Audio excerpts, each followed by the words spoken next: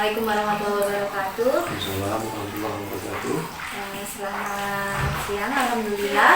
Hari ini saya bersama kepala sekolah kami, Bapak Sibhani R. Kuasana SPD, yang beliau selama ini telah menjadi kepala sekolah kami semenjak tahun 2021 ya Bapak ya.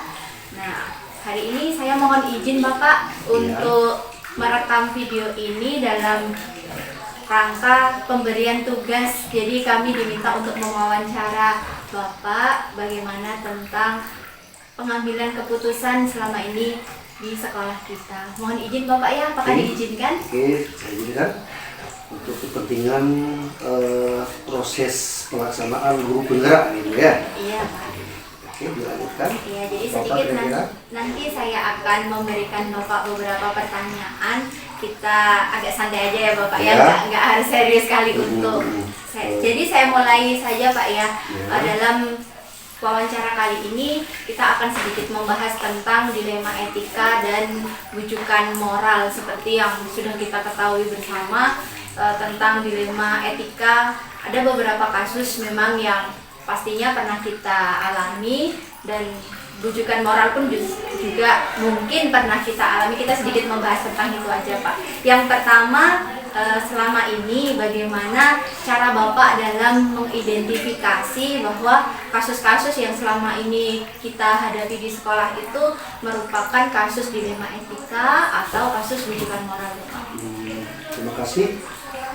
Bisa saya jelaskan pengalaman apa yang barangkali kita temukan di sekolah kalau memang ada kasus-kasus yang menyangkut dengan masalah dilema etika atau bujukan moral. Jadi untuk mengidentifikasinya tentunya kalau ada kasus tersebut, itu pun kalau ada ya, kita yang pertama sekali kalau ada kasus seperti itu kita harus terima dulu laporan dari Dewan Guru atau wali kelas. Kemudian baru kita tanyakan kepada anak tersebut apakah apa yang betul-betul mereka lakukan, apa yang sudah menyebabkan hal itu terjadi. Tentunya kita minta kepada anak-anak dengan jujur. Kemudian baru kita ngambil satu musyawarah untuk mengambil keputusan terhadap kasus dilema etika itu sesuai dengan ketentuan-ketentuan yang berlaku, dan tentunya keputusan yang kita ambil tersebut adalah keputusan yang tetap menguntungkan kepada sekolah dan tidak terus menjas kepada anak tersebut. Misalnya harus kita berikan sesuatu yang berat kepada mereka sehingga mungkin bisa saja mereka gagal sekolah. Itu untuk kasus dilema etika. Kemudian untuk kasus bujukan moral itu tentunya menyangkut dengan moral. Itu kalau ada bujukan-bujukan, tentunya pasti kalau bujukan itu pasti untuk amoralnya, kan gitu intinya. Tentunya kalau di tempat saya atau dengan saya pribadi atau di sekolah kita kalau memang ada indikasi untuk seperti itu ya tentunya harus ada antisipasi awal untuk supaya jangan kita terpengaruh atau terjebak dalam kasus-kasus yang menyebabkan bujukan-bujukan moral itu. Jadi itu harus kita antisipasi dini dari hal-hal tersebut supaya jangan sampai terjadi hal seperti itu di sekolah yang kita kelola bersama-sama. Itu barangkali untuk pertanyaan yang pertama sekali tadi gitu. Iya, jadi berarti untuk mengidentifikasi itu Bapak selalu mengumpulkan fakta-fakta yang ada, bagaimana sebetulnya tentang kasus itu, baru kita pikirkan betul-betul apakah kita pilih apakah betul itu bujukan moral atau memang kasus itu merupakan dilema etika. Ketika bujukan moral berarti kita harus tegas, kita tolak ya Pak ya. Kalau itu sesuatu yang memang tidak bisa kita ajak bekerja sama kalau tentang urusan dengan bujukan moral. Iya, tapi kalau dilema etika apapun itu setelah kita identifikasi harus kita putuskan, bagaimanapun keputusannya harus yang paling baik untuk siswa dan sekolah, kira-kira begitu ya Pak ya. Terima kasih. Untuk pertanyaan yang selanjutnya Pak, selama ini bagaimana Bapak menjalankan pengambilan keputusan di sekolah Bapak, terutama untuk kasus-kasus di mana sama-sama dua kepentingan ini memilih benar sama dengan benar, atau sama-sama memang mengandung nilai kebijakan sehingga kita agak bimbang mengambil keputusannya, Pak? Jadi memang kalau untuk kita ambil satu keputusan yang seperti Ibu tanyakan tadi, kasus-kasus di mana ada dua kepentingan yang sama-sama benar, bersama-sama mengandung nilai kebijakan, tentunya saya harus mengambil satu keputusan dengan cara mengajak semua warga sekolah, dewan guru, kalau perlu kita ajak komite juga untuk kita musyawarahkan agar keputusan yang kita ambil itu benar-benar keputusan yang adil untuk semua pihak. Jadi karena ada dua kepentingan ya yang sama-sama benar. Jadi kita ambil satu keputusan yang betul-betul memang tidak merugikan pihak tertentu. Artinya kita tidak mengorbankan satu pihak. Dengan cara memang harus kita musyawarahkan untuk pengambilan satu keputusan yang barangkali itu berat untuk kita ambil. Tapi harus kita ambil juga keputusan itu, tapi dengan cara bermusyawarah dan semua dengan cara tidak ada menguntungkan dan merugikan dua pihak. Seperti itu barangkali Bu, untuk hal yang seperti itu tanyakan tadi. Berarti kita mengedepankan asas musyawarah dengan berbagai pihak yang berkepentingan di sana, misalkan wali murid, ataupun dewan guru, ataupun komite, sehingga kebijakan nanti yang kita ambil tidak merugikan banyak pihak, mementingkan kepentingan yang paling baik lah kita usahakan, Pak ya. Terima kasih Pak untuk langkah-langkah dan prosedur seperti apa yang biasa Bapak lakukan selama ini. Yang saya lakukan selama ini untuk menyelesaikan kasus yang seperti tadi itu ya. Itu langkah yang diambil tetap menyesuaikan dengan aturan dan untuk kepentingan yang terbaik untuk warga sekolah. Jadi langkah-langkah yang perlu kita ambil kan harus kita baca dulu ini kepentingannya apa. Jadi tentunya dari langkah itulah yang kita ambil satu keputusan. Tentunya keputusan yang kita ambil adalah keputusan yang terbaik untuk semua warga sekolah. Nah, begitu kira-kira. Jadi tetap mengedepankan fakta-fakta yang ada sambil menimbang segala peraturan yang membuat keputusan kita itu tidak boleh menyalahi aturan, tapi juga memang itulah yang terbaik dan bagus untuk sekolah dan anak-anak Pak ya. Untuk selanjutnya, hal apa saja yang selama ini Bapak anggap efektif dalam pengambilan keputusan dalam kasus-kasus dilema etika Pak? Jadi kalau hal-hal apa saja yang selama ini dianggap efektif,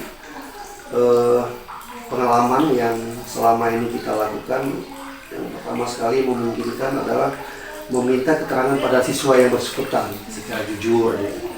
Kita panggil siswa, kita ajak ngobrol apa kira-kira keluhan atau perbuatan yang sudah dia lakukan disebabkan oleh apa.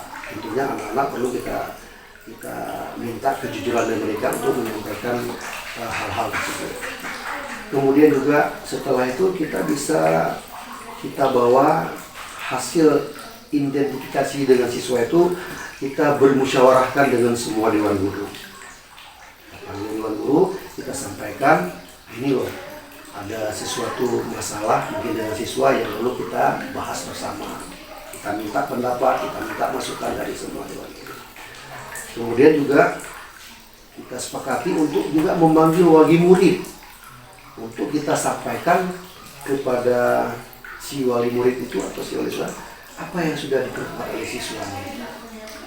Jadi sesuatu kegiatan atau apapun yang terekam di sekolah oleh anak-anak yang perlu kita ambil satu kebijakan, itu juga harus kita libatkan walinya sendiri supaya mereka tahu itu bentuk daripada hubungan kerjasama antara kita dengan pihak warga sekolah atau wali muridnya.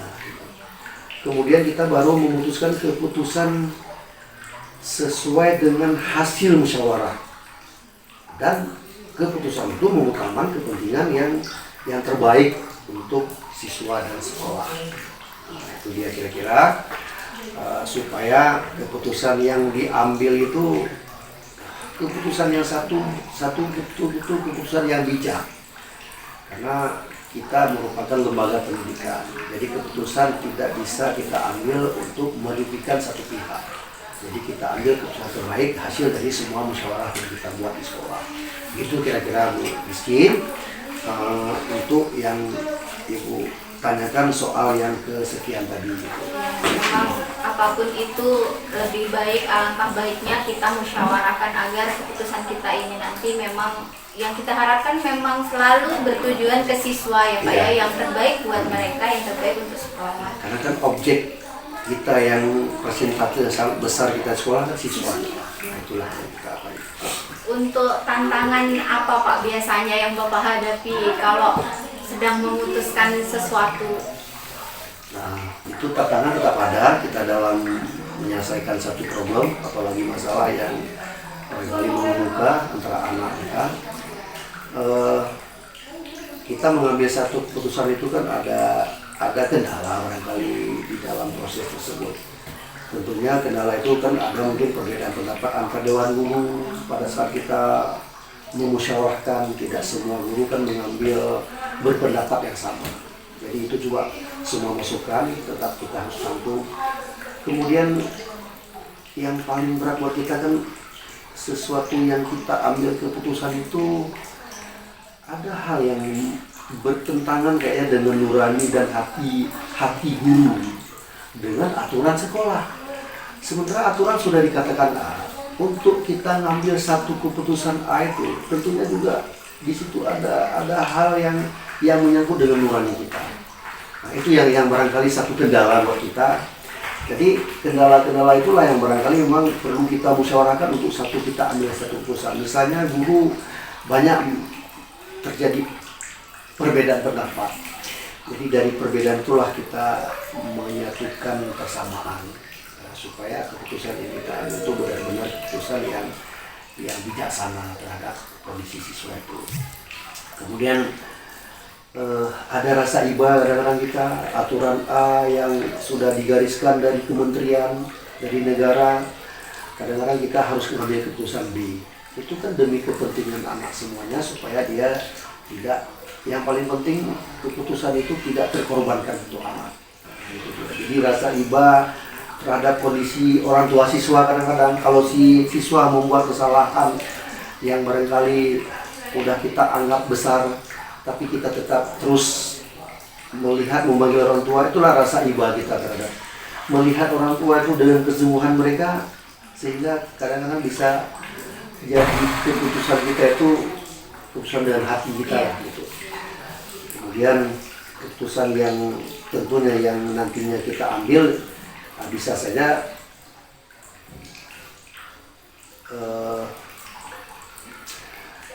bisa saja berkelanjutan untuk pendidikan sekolah si anak. Jadi kalau kita ngambil satu keputusan yang mengakibatkan dia gagal dalam proses pendidikannya, itu juga kayaknya nggak bijak, karena kita lembaga pendidikan. Jadi aturan sekolah juga tetap harus kita jaga, anak yang kita korbankan. Itulah kayaknya, itulah 5 tantangan berat untuk kita. Jadi itu memang semua lembaga pendidikan mengalami hal-hal seperti itu. Bu. Ya, jadi kalau boleh saya simpulkan tadi, tantangan tetap ada pastinya dalam pengambilan keputusan. Ya, terkadang tantangan itu bisa berupa perbedaan pendapat dengan Bapak Ibu Dewan Guru, dengan aturan mungkin, dan dengan gimana sih nanti perasaan kita ketika kita dihadapkan hal yang sama, misalkan itu anak kita, ada perasaan moral yang kita pikirkan juga. Untuk yang selanjutnya, apakah Bapak memiliki tata kala atau jadwal tertentu dalam proses menyelesaikan sebuah kasus dilema etika, ataukah Bapak langsung menyelesaikannya di tempat atau memiliki jadwal untuk menyelesaikannya? Mungkin bisa prosedur-prosedur seperti apa yang biasanya Bapak jalankan? Kasus-kasus yang menyebabkan etika dari anak itu selama saya berada di sini, jadi tidak kita jadwalkan kapan permasalahan itu apa terjadi, Karena kan kesalahan-kesalahan dari anak itu kan dia tidak tahu kita kapan, jadi tidak ada jadwal khusus untuk kita berikan sesuatu program terhadap itu. Karena kasus-kasus tersebut sangat jarang terjadi di sekolah kita. Jika memang terjadi, segera kita komunikasikan dengan tindakan musyawarah, kita panggil lagi seperti yang kita sampaikan tadi. Jadi tidak terus ada jadwal khusus dengan semua warga sekolah itu. Kalaupun ada terjadi, ya kita langsung tindakan kita dengan musyawarah dengan semua warga sekolah. Jadi cara menyelesaikan kasus tersebut itu tergantung dari masalah yang dihadapi. Apa masalah yang dihadapi oleh siswa?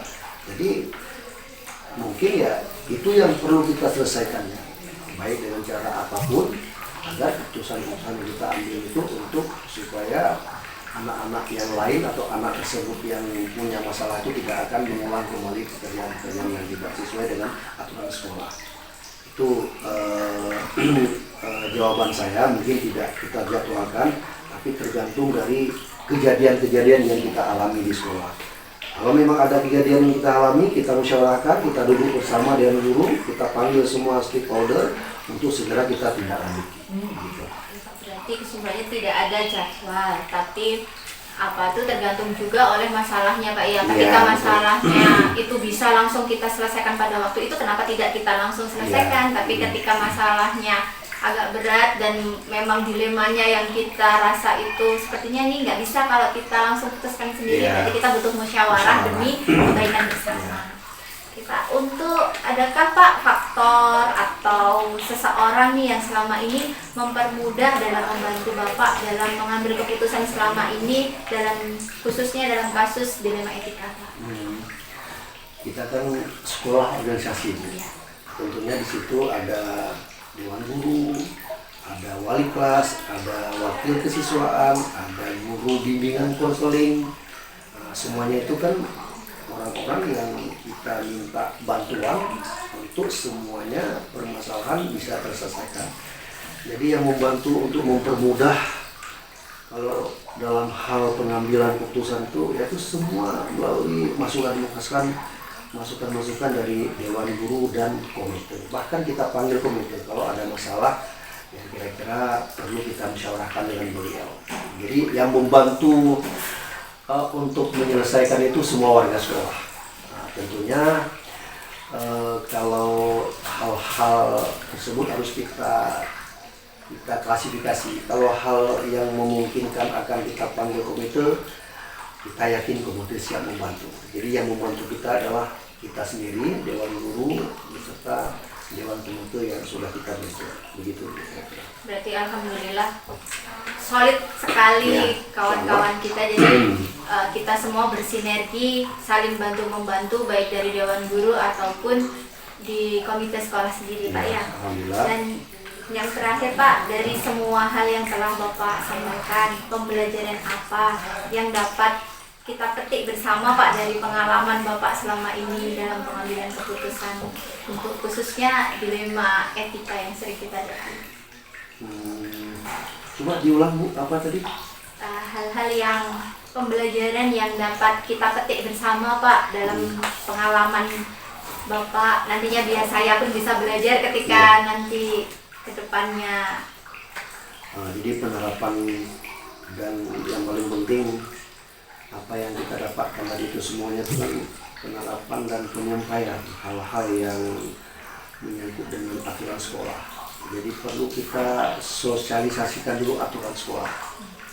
Kalau perlu kita buat misalnya anak kesalahannya A berapa skornya, sehingga aturan dari sekolah itu bisa menjadi hal yang utama buat dia supaya jangan mengulang kembali pekerjaan tersebut.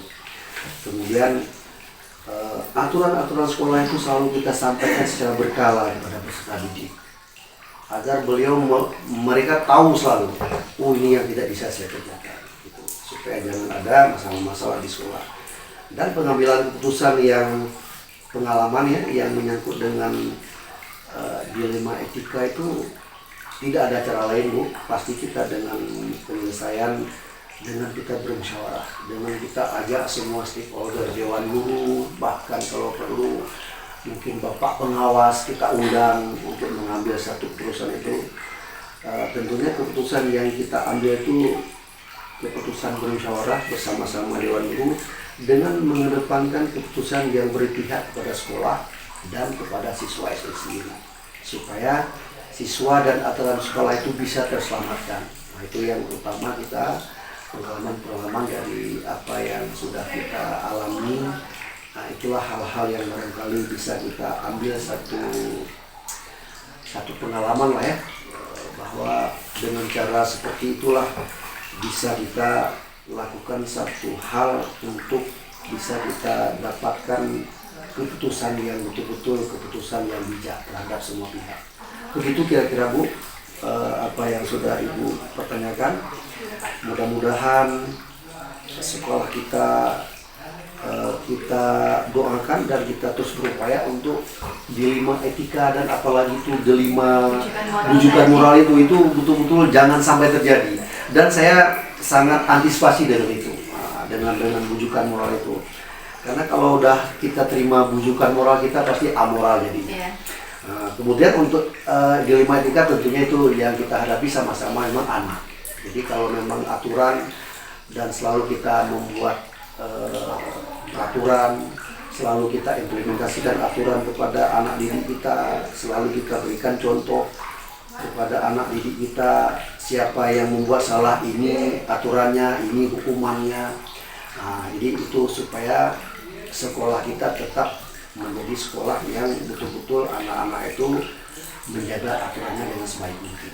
Begitu kira-kira. Berarti dari percakapan kita ini bisa saya simpulkan bahwa kita tetap harus menjunjung aturan, tapi kita tidak boleh mengecampingkan tentang apa yang terbaik untuk anak, dan segala sesuatu apapun yang kita hadapi dalam masalah apapun yang bersama kita hadapi di sekolah itu harus kita selesaikan secara bermusyawarah dan kita selalu terbuka antara satu sama lain, Pak ya.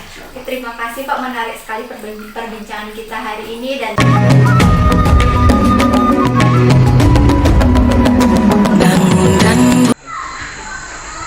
pagi Pak.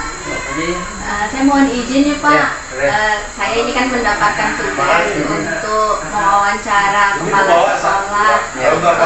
Intinya kami harus belajar lah Pak, bagaimana ketika kami dihadapkan dengan kasus-kasus agar nanti ke depannya ketika kami diamanahkan menjadi kepala sekolah, kami bisa mendapatkan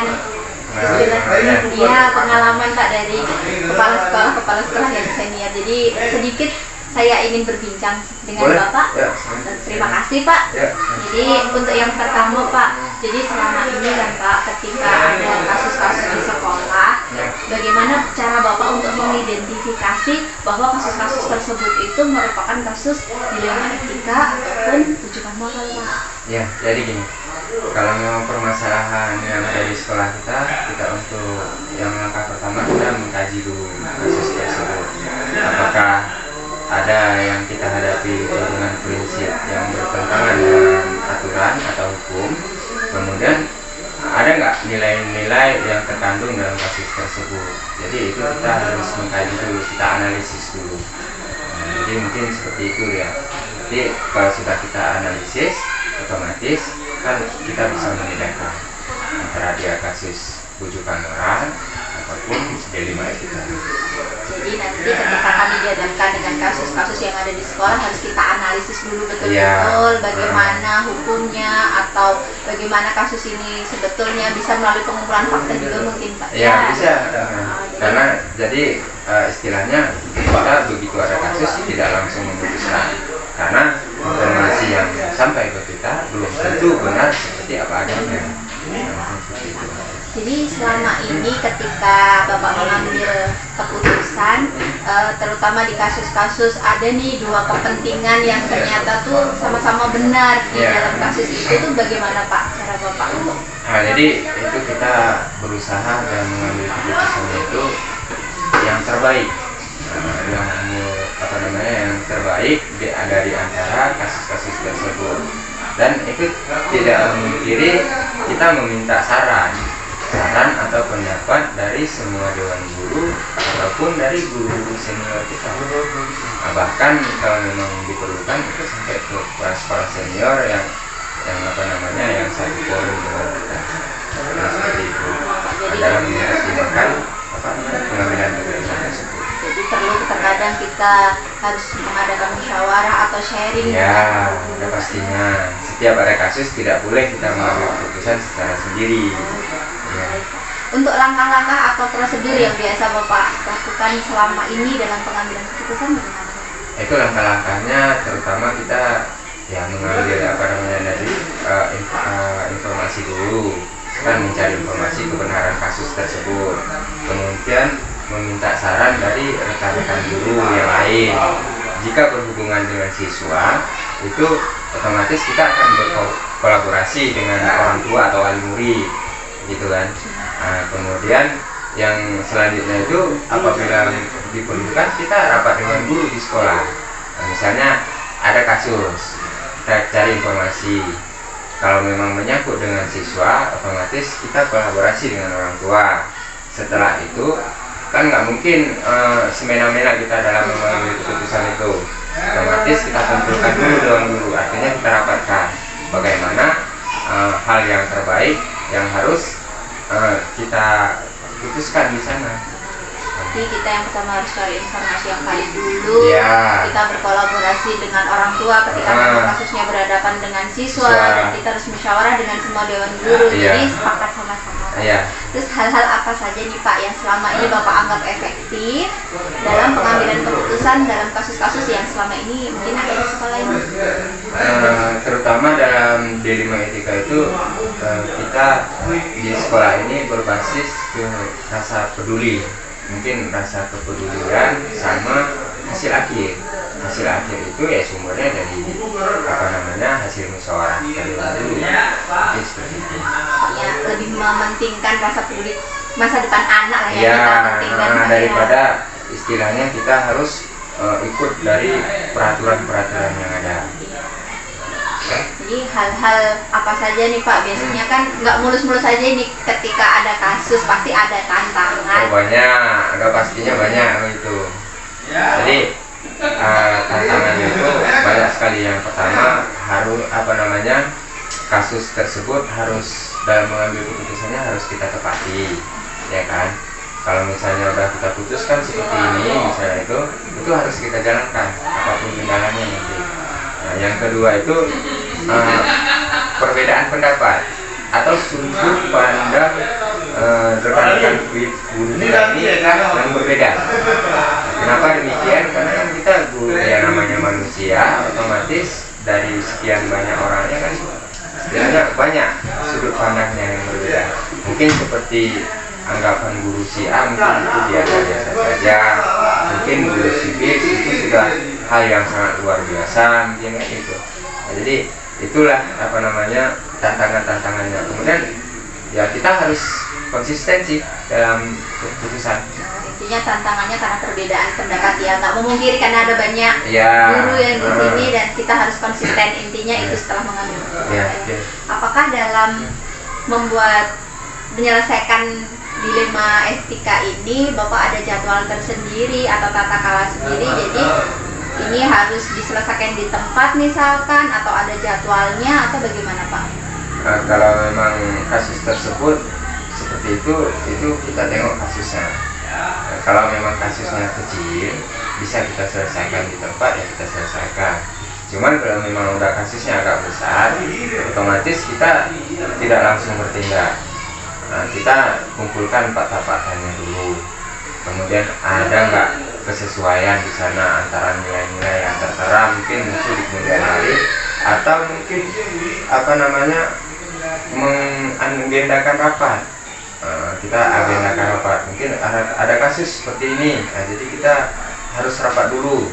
Mungkin ya tidak bisa di hari itu, mungkin besoknya. Kenapa tidak bisa di hari itu? Kadang-kadang guru kita yang kita berkeinginan untuk apa namanya mendengar pendapat beliau tidak ada di hari tersebut, otomatis harus ke besoknya. Artinya kalau jadwal khusus mungkin setiap ada permasalahan kita buat misalnya 1 minggu selesai, mungkin tidak. Akan tetapi kalau memang kasusnya agak rumit, otomatis kita buat jadwal.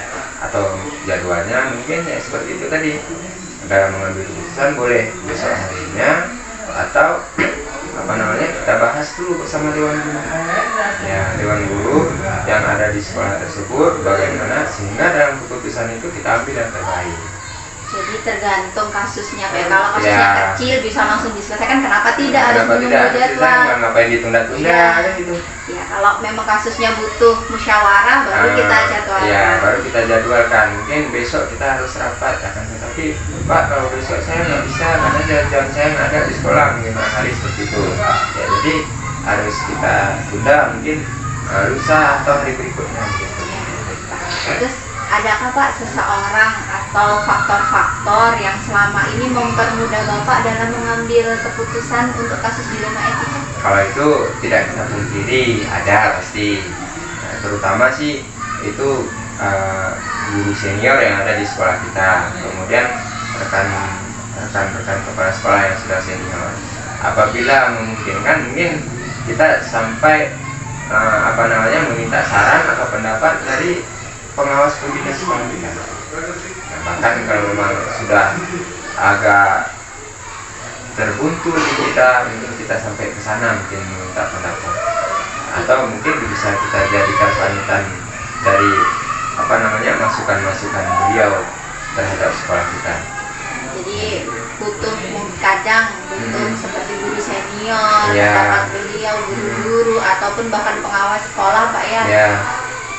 Itu tidak bisa kita pungkiri, dan selama ini pun guru-guru senior atau kepala sekolah senior bahkan dari pengawas pembina itu sering memberi kita masukan-masukan apabila terjadi seperti ini nanti langkah-langkahnya seperti ini nanti. Jadi dari semua yang sudah Bapak sampaikan ke saya, pembelajaran apa nih Pak selama ini yang bisa Bapak sampaikan nanti biar buat saya ke depannya biar jadi pengalaman dalam kasus dilema etika? Ya, jadi gini, sebenarnya sih kalau kita di sini itu dalam mengambil keputusan itu kita harus berprinsip ke rasa peduli dan hasil akhir. Rasa kepedulian kita itu ya terhadap siswa kita, otomatis kita harus berpihak pada dia. Nah, kemudian kalau dari hasil dari musyawarah tadi kan itu, jadi hasil keputusan bersama itu yang nanti kita jadikan suatu keputusan dari sekolah. Nah, jadi tidak mungkin kita tidak berpihak pada dia. Kenapa demikian? Karena di sekolah kita ini kan kalau misalnya sesuai dengan peraturan si A ini harus dikeluarkan dari sekolah, otomatis kalau dikeluarkan dari sekolah beliau ini nanti akan putus sekolah. Kenapa? Karena pertimbangan kita banyak. Yang pertama geografis di daerah kita, kemudian antara sekolah kita dengan sekolah yang lain sangat jauh. Bahkan kalau memang kita pindahkan ke sana, beliau itu bahkan jadi harus pindah satu keluarga ke sana. Karena kalau ditempuh jalannya di pagi hari harus ke sana, beliau itu nggak memungkinkan. Mungkin kita itu intinya ya rasa kepedulian dan harus berpihak pada murid. Itu yang selama ini kita jalankan. Jadi nanti ketika kita mengambil keputusan harus tetap berpihak pada murid demi masa depan yang baik, tapi juga tidak melenceng dari peraturan yang ada. Intinya begitulah Pak. Ya.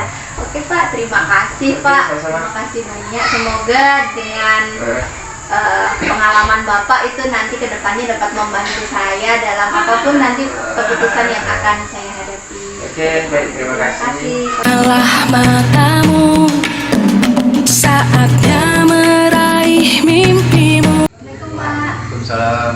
Masuk dulu. Iya Pak. Begini Pak, saya mau mohon izin Pak. Ya. Saya ingin mewawancara Bapak tentang bagaimana Bapak mengambil keputusan. Boleh Pak? Boleh. Terima kasih Pak. Jadi Pak, yang pertama selama ini dalam Bapak, bagaimana Bapak dapat mengidentifikasi langkah-langkah terhadap kasus-kasus yang selama ini ada di sekolah, bahwa kasus itu tuh kasus dilema etika ataupun kasus dilema moral. yang kami kaji, ada yang saya kaji pada kasus yang selama ini tidak bertanggungjawabkan dengan hukum dan yang tidak bertentangan dengan yaitu peraturan.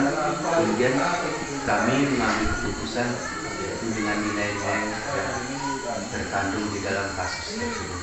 Jadi Bapak mempertimbangkan bahwa kasus ini nanti dampaknya apa, bertentangan dengan peraturan kah, atau bertentangan dengan hukum kah. Jadi kita mengambil keputusan dengan hati-hati. Pak, untuk selama ini Pak, bagaimana Bapak menjalankan dalam pengambilan keputusan di sekolah ini, terutama ada kasus nih, dia sama-sama benar dan mengandung nilai kebajikan di dalamnya Pak. Nah, selama ini kami ambil keputusan itu berusaha untuk memutuskan yang terbaik dan tak lupa meminta yaitu saran daripada Dewan Guru, baik dari komite sekolah yang tidak bertentangan dengan cara atau tata krama dalam mengambil keputusan itu supaya jangan ada bermasalah. Jadi tetap mengutamakan musyawarah dengan Bapak Ibu Dewan Guru dan berpedoman biar apa ini keputusan yang kita ambil nanti ini baiklah untuk kedepannya bagi semua pihak ya Pak. Ya. Untuk yang ketiga Pak, langkah-langkah atau prosedur yang seperti apa yang biasa Bapak lakukan selama ini Pak? Yang ketiga yaitu mencari inspirasi yaitu tentang satu mengambil keputusan ini ya dengan berpendapat dan dari mengambil pendapat dan meminta saran dari teman-teman Dewan Guru. Kemudian kasus ini berhubungan dengan siswa, kami yaitu berusaha dan berkoordinasi dengan para wali murid. Jadi Bapak mengidentifikasi dulu masalahnya ini, kemudian mencari bagaimana duduk perkaranya yang sebenarnya dan bermusyawarah dengan Bapak Ibu Dewan Guru, dan jika memang kasusnya melibatkan siswa kita panggil wali muridnya Pak. Hal-hal apa Pak yang selama ini Bapak anggap efektif dalam pengambilan keputusan di kasus dilema etika ini Pak? Yang efektifnya itu tentang memutuskan suatu masalah di akhirnya. Kemudian yang ibu berprinsip yang saya pegang yaitu tentang mengatasi kasus dan etika, tentang etika dari hasil keputusan itu, bagaimana nanti efeknya dari keputusan itu. Jadi Bapak mempertimbangkan apa dampak dari keputusan yang Bapak ambil. Pak, hal-hal apa saja nih Pak selama ini, tentu kan dalam kasus itu kan pasti ada banyak tantangan yang kita hadapi kan Pak. Tantangan apa saja Pak? Bisa dijelaskan Pak, ketika kita punya kasus, tantangan apa saja yang sering kita hadapi? Nah, itu sudah pasti setiap kita memutuskan masalah itu kan sudah pasti banyak yang kita hadapi, yaitu tantangannya yang pertama yaitu tentang kasus yang kita putuskan itu, kemudian perbedaan dari pendapat baik dari Dewan Guru ataupun para wali murid, kemudian aturan-aturan yang dilanggar, kemudian konsekuensi atau yang kita dapat dalam mengambil keputusan itu. Banyak tantangannya, jadi ya bisa dibilang tantangannya tentu perbedaan pendapat dari Bapak Ibu Dewan Guru, kadang tantangannya kira-kira ini dari para wali murid. Pokoknya ada risiko yang setiap kita ambil keputusan ada risiko. Ini Pak, kemudian Pak, apakah Bapak memiliki sebuah tata cara Pak atau jadwal tertentu dalam penyelesaian masalah dilema etika ini? Apakah Bapak langsung menyelesaikannya atau menunggu ada jadwal untuk menyelesaikannya, dan atau prosedurnya itu seperti apa Pak biasanya kalau ketemu kasus? Biasanya yang saya lakukan pasti yaitu meminta fakta-fakta atau keterangan-keterangan, tidak langsung memutuskan suatu masalah itu dengan sendiri. Kami ambil yaitu misalnya kita minta pendapat dari orang guru, kemudian setelah kasus ini sudah menghadapi rampung dan sudah dapat nilai positifnya, baru kami ambil suatu keputusan itu supaya tidak menyalahi aturan. Ada ini Pak ya, jadwalnya Jadwalnya. nanti ya, pokoknya kita betul-betul pikirkan secara matang-matang, nggak langsung serta-merta langsung diambil keputusan, nggak bisa kita Iya, seperti itu Pak ya. Jadi Pak ini Pak, apa ada seseorang atau faktor-faktor yang selama ini dapat membantu Bapak, mempermudah Bapak dalam mengambil keputusan di kasus dilema kita Pak?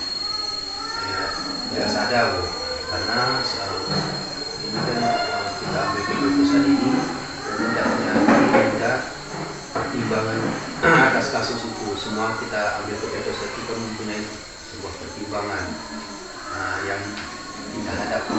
Siapa Baik, yang membantu Pak biasanya? biasanya yaitu kita panggil itu dari dewan guru ataupun di sekolah, karena setiap keputusan itu mempunyai risiko dan tanggung jawab yang berat.